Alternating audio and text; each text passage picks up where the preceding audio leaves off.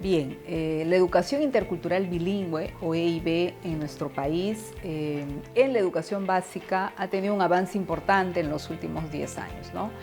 El Estado peruano en estos últimos años ha hecho una inversión importante en la atención educativa a los niños, niñas, adolescentes de inicial, primaria y secundaria de pueblos originarios. Esto no solamente quiere decir que ha habido avances normativos, que los ha habido, sino que en la práctica misma, en la atención a la escuela, ha habido importantes servicios que se han logrado ofrecer. Por ejemplo, el registro de escuelas EIB, por fin sabemos en cuántas escuelas estudian, dónde estudian los niños de pueblos indígenas. Se ha elaborado una propuesta pedagógica de EIB que sirve de marco para que a partir de ella se diversifiquen las regiones. Se han hecho una cantidad increíble de materiales en lenguas originarias, cuadernos de trabajo, textos, pero también en el último año, en la época de la pandemia, material digital importante en lenguas indígenas.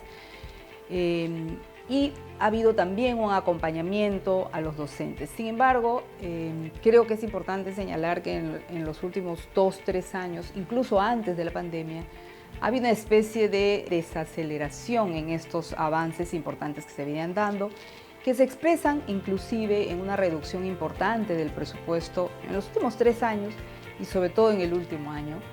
Y eso nos hace pensar y se ve en la práctica que más allá incluso de la pandemia hay una pérdida de la priorización de esta política que se expresa en este menor presupuesto.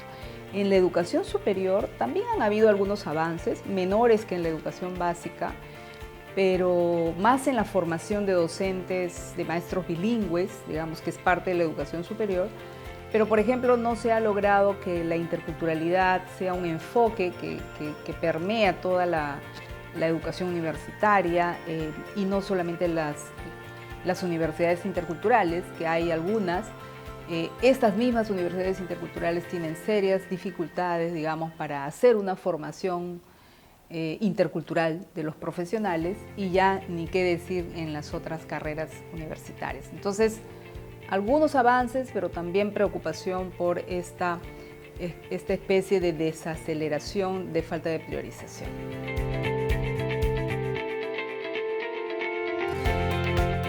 Bien, sobre las instituciones educativas, educación intercultural bilingüe en zonas urbanas, eso es sumamente interesante. Primero quisiera comentarles que en el registro de instituciones educativas EIB que tiene el Ministerio de Educación aparecen más de 3.000 escuelas de EIB en ámbito urbano. ¿Qué significa eso?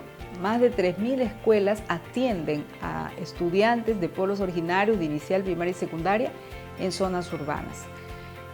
Si están en el registro, quiere decir que no necesariamente el 100% de los estudiantes son niños de pueblos originarios, pero sí la mayoría de ellos, si no, no estarían en el registro. Sin embargo, estas más de 3.000 escuelas no están haciendo educación intercultural bilingüe. Precisamente esa es una de las dificultades que tiene, creo yo, la implementación de la política de EIB y el modelo de servicio de EIB, que no se está implementando las 3 formas de atención. Una de ellas es la de EIB urbana. La educación intercultural bilingüe no solo se desarrolla en los ámbitos rurales, también considera las zonas urbanas, pero en la práctica ese es uno de los desafíos que se tienen y no se están desarrollando. Seguramente hay algunas escuelas en ámbitos urbanos, sabemos de algunas, por ejemplo, en Yarinacocha, en Pucallpa, en Ucayali, en Loreto, en Nauta, ¿no? Una provincia de Loreto, en algunas otras regiones, aquí mismo en Lima, hay algunas escuelas como en Cantagallo, de EIB urbana, pero son muy poquitas y realmente todas necesitan un mayor acompañamiento, mayores lineamientos sobre cómo hacer E y B en ámbitos urbanos, ¿no? Ese es uno de los grandes desafíos y el Ministerio de Educación tiene que empezar a implementar esta forma de atención porque el derecho de los niños, niñas y adolescentes a una educación pertinente y de calidad estén donde estén. No es solamente en las zonas rurales, sino que si los niños de pueblos originarios están en los ámbitos urbanos, allí se les tiene que atender con la pertinencia cultural y lingüística que se requiere.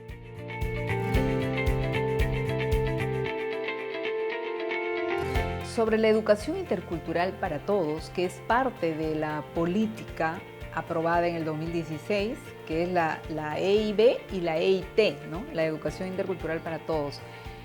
Allí hemos tenido menos avances en nuestro país y en general creo que en todos los países de América Latina nos falta avanzar en lo que es trabajar un enfoque intercultural en la educación para todos los estudiantes de cada país, ¿no? Y en este caso de nuestro país. Sí hay cosas, sí hay avances, se tienen mucho más claras las ideas acerca de cómo desarrollar la interculturalidad en los ámbitos urbanos. El tema es, y en escuelas, no solo en ámbitos urbanos, sino en todas las escuelas del país, sean rurales o urbanas, no indígenas, ¿no? El tema es que tampoco se está promoviendo suficientemente desde el Ministerio de Educación y desde las direcciones regionales de educación o las UGELs, ¿no?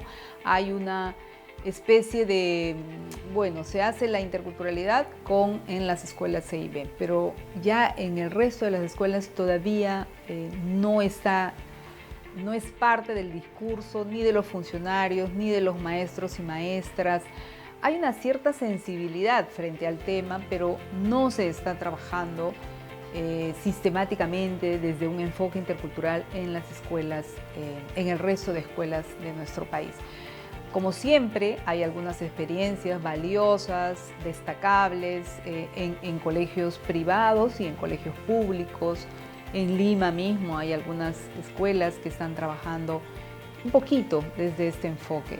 El TINCUY, que es este encuentro de niños y niñas que se hace desde el año 2012, que se promueve desde el Ministerio de Educación, que es una vez al año, ha ayudado bastante a que los colegios que han participado de estos TINCUY, de estos encuentros, han tenido un trabajo de investigación sobre pueblos indígenas, han conocido mucho más la cultura, las diversas culturas que hay en el Perú y las diversas lenguas, pero obviamente eso no es suficiente, ¿no? Hace falta un trabajo más curricular desde dentro de cada escuela para seguir desarrollando competencias interculturales en los niños, niñas, adolescentes y para seguir trabajando todo este tema de el racismo, la discriminación, todo eso tiene que ver con un enfoque intercultural y necesitamos desarrollar una educación que luche contra toda forma de racismo y discriminación